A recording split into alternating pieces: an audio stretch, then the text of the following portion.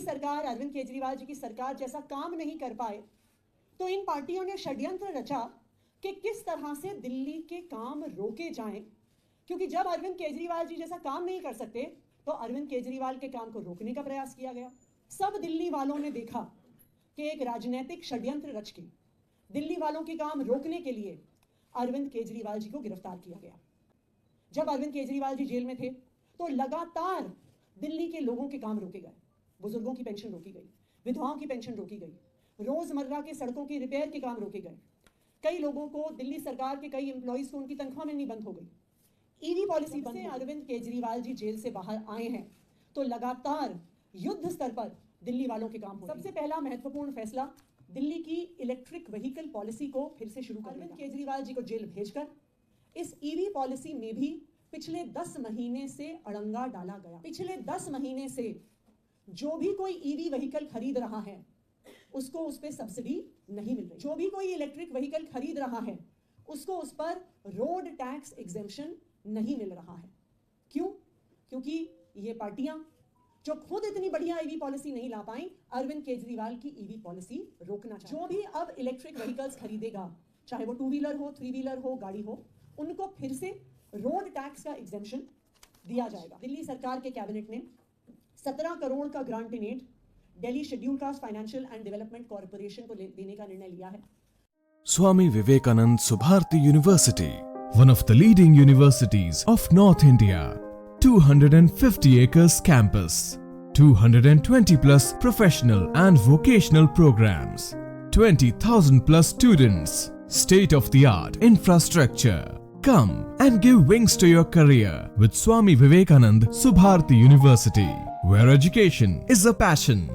NH 58, Meerut, Delhi, NCR.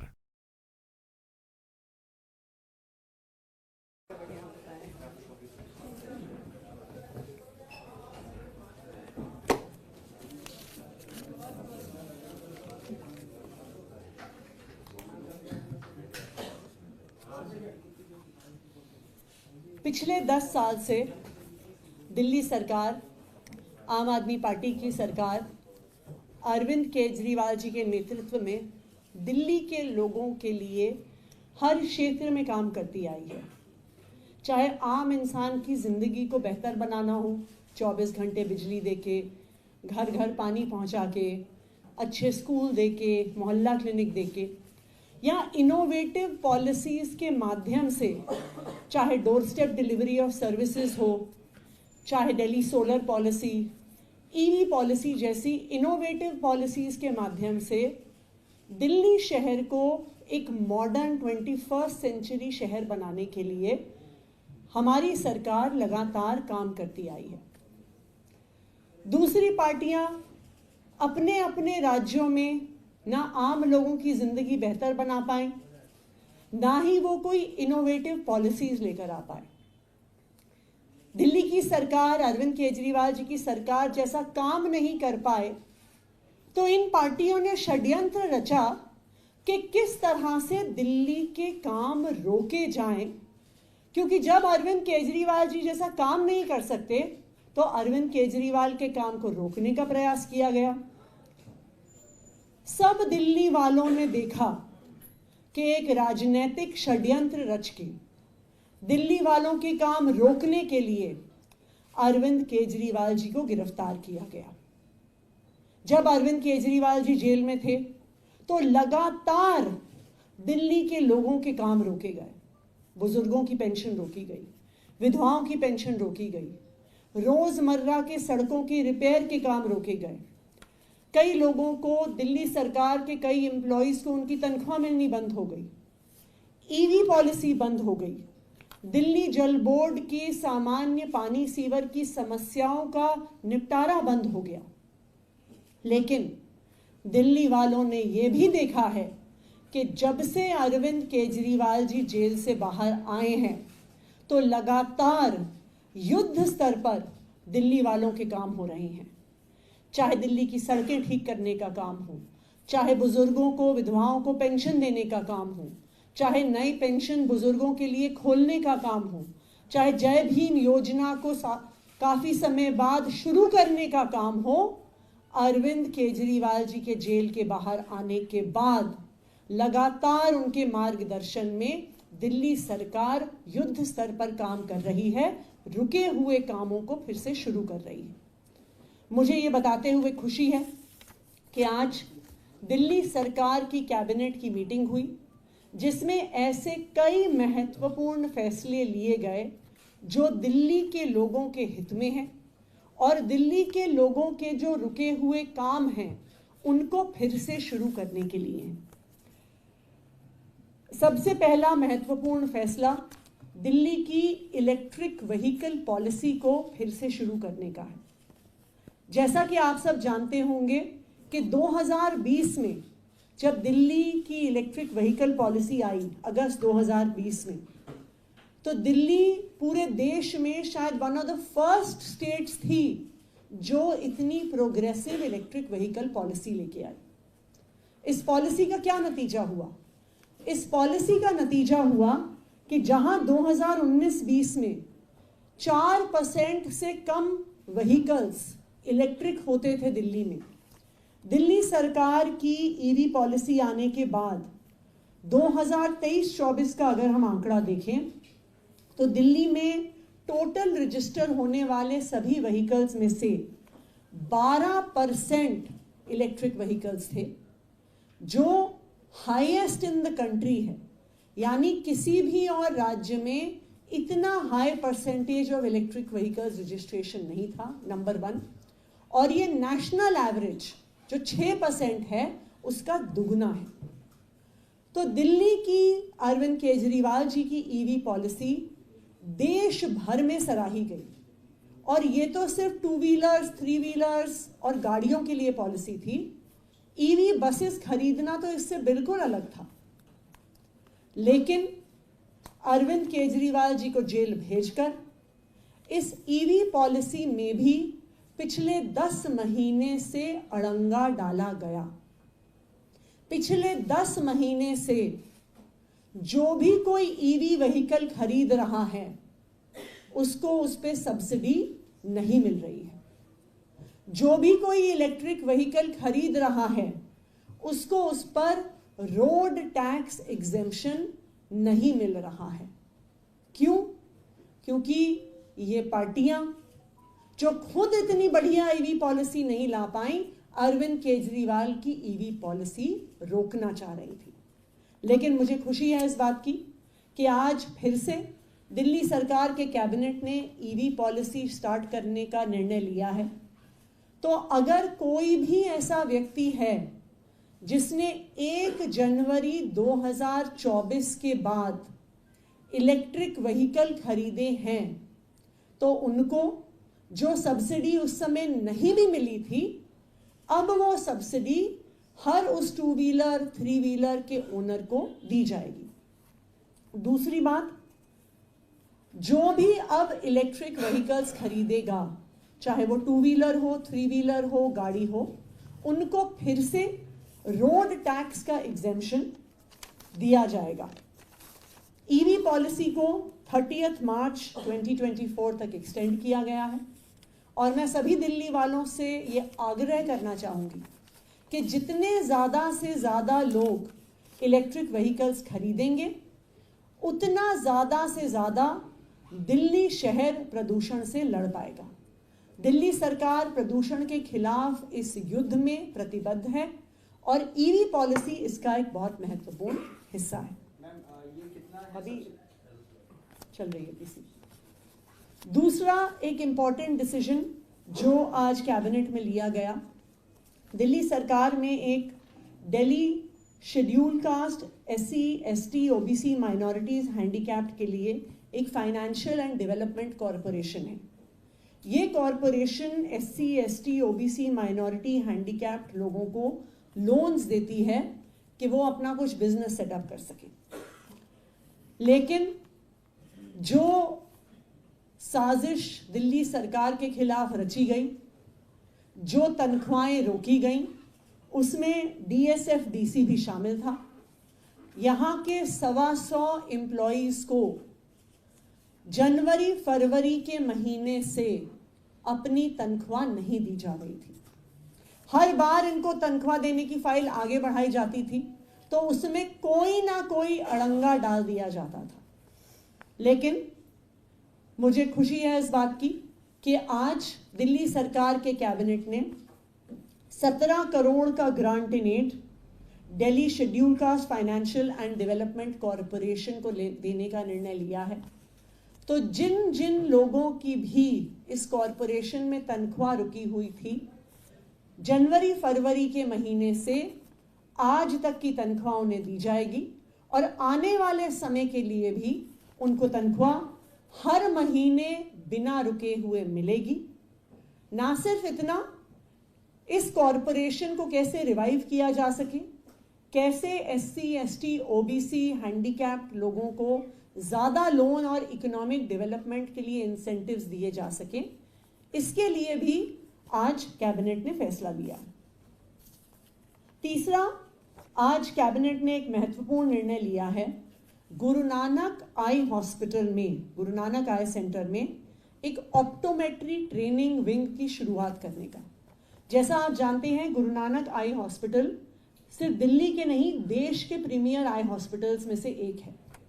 लेकिन ऐसा माना जाता है, और ये एक वेल एस्टैब्लिश्ड फैक्ट है, कि आंखों की समस्या ज़्यादा बढ़ती इसलिए है क्योंकि समय से आंखों का चेकअप नहीं होता, टाइमली सही नंबर का चश्मा नहीं दिया जाता।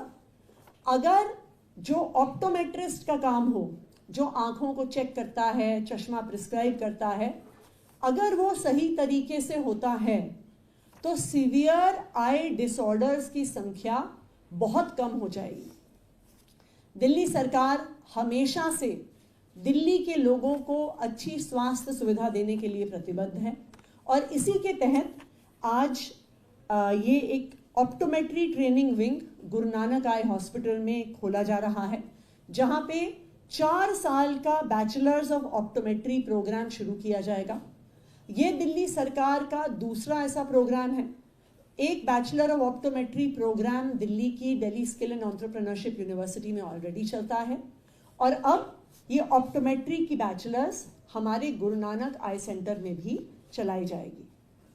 जैसा मैंने कहा कि अरविंद केजरीवाल जी के मार्गदर्शन में दिल्ली सरकार लगातार दिल्ली के लोगों के लिए काम करती आई है, कर रही है, करती रहेगी और जो साजिश दिल्ली वालों के काम रोकने की हुई थी, उस साजिश को हराकर अब फिर से अरविंद केजरीवाल जी के मार्गदर्शन में दिल्ली सरकार युद्ध स्तर पर अपना काम कर रही है। ईवी पॉलिसी में कब तक बढ़ाई गई है?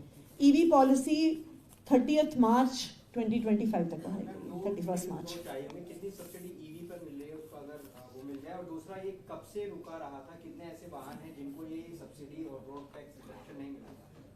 ये जनवरी से ही रुका हुआ था। इसको एक बार मार्च में कैबिनेट में पास भी किया गया, लेकिन उसके बाद भी फाइल घुमा घुमा के फ्रिवलस ऑब्जेक्शंस उठाकर प्रदूषण से लड़ने वाली इस महत्वपूर्ण पॉलिसी को रोका गया। लेकिन आज कैबिनेट के इस फैसले के बाद 1 जनवरी के बाद से जितने भी ईवी व्हीकल्स खरीदे गए हैं उनकी सब्सिडी दी जाएगी। हम एक कम्युनिकेशन सारे ईवी सेलर्स को देंगे, जो भी ईवी गाड़ियां बेचते हैं, क्योंकि उनको जो ईवी व्हीकल्स बेचे गए हैं उनकी डिटेल्स हमारे पोर्टल पे अपलोड करनी होंगी और फिर बायर्स के आधार इनेबल्ड बैंक अकाउंट में सब्सिडी का ट्रांसफर हो जाएगा। Ma'am, Delhi High Court has issued notice to the Delhi government regarding the implementation of Ayushman scheme. Your reaction to this? Delhi सरकार ने हमेशा से प्रतिबद्धता दिखाई है दिल्ली के लोगों को स्वास्थ्य सुविधा देने के लिए। दिल्ली सरकार इन प्रिंसिपल आयुष्मान भारत लागू करने के लिए काफ़ी समय से तैयार भी है।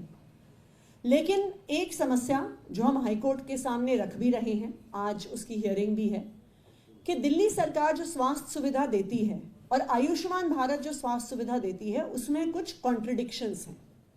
फॉर एग्जाम्पल, अगर आप दिल्ली सरकार के किसी भी हॉस्पिटल में जाइए, आपको सारा ट्रीटमेंट फ्री ऑफ कॉस्ट मिलता है, कंसल्टेशन फ्री होता है, दवाई फ्री होती है, pre surgical, post surgical, hospitalisation, कमरा, खाना, सब कुछ फ्री होता है और हर पेशेंट के लिए फ्री होता है।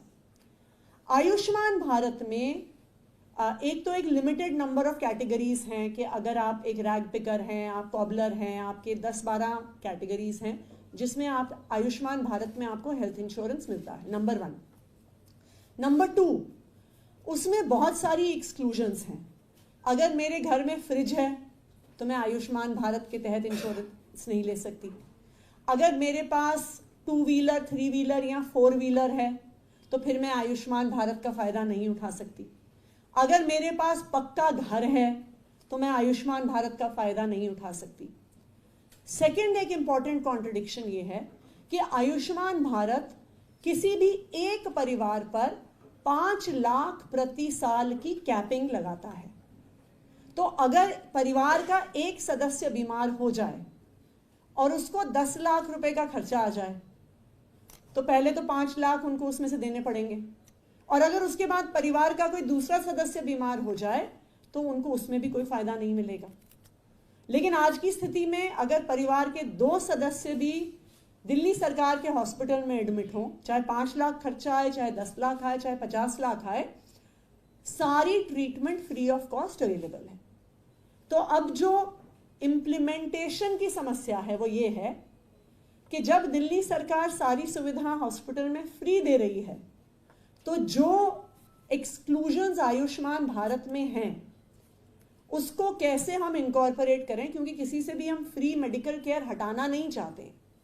इसलिए अभी इसकी इम्प्लीमेंटेशन के लिए हेल्थ डिपार्टमेंट को डायरेक्शन दी गई है कि वो कोई ऐसा तरीका निकालें जिससे किसी को भी जिसको आज दिल्ली में फ्री हेल्थ केयर मिल रहा है उससे विड्रॉ ना किया जाए, उसके साथ साथ आयुष्मान भारत की सुविधा मिल पाए। प्रशांत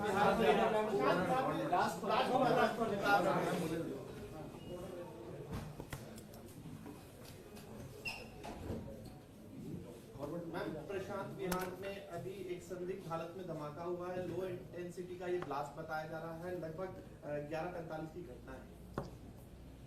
जहां पर प्रशांत विहार में ब्लास्ट हुआ है उससे ही 2 गली दूर आई थिंक 1 महीने पहले सीआरपीएफ स्कूल के बगल में ऐसा ही एक ब्लास्ट हुआ था। दिल्ली शहर में पिछले 1-1.5 महीने में ये दूसरी ब्लास्ट की घटना है।